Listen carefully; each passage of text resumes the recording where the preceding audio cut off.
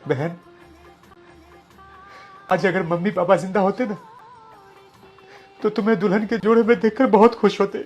भैया, आज mummy papa को तो मैं बहुत मिस कर रही हूँ, लेकिन आपको पता है मैं बहुत खुशनसीब हूँ। बाप जैसा भाई और माँ जैसी भाभी मिली है। ननद जी, आप भी मेरी ननद नहीं, मेरी छोटी बहन जैसी यहाँ से जा रही हैं। लेकिन आपका जब भी दिल करे ना आप यहाँ आ सकती हैं। इस घर के दरवाजे आपके लिए हमेशा खुले हैं। आप कभी अपने आप को अकेला मत समझिएगा। आपको किसी चीज की जरूरत हो, आपकी भाभी और आपके भैया हमेशा आपके साथ हैं।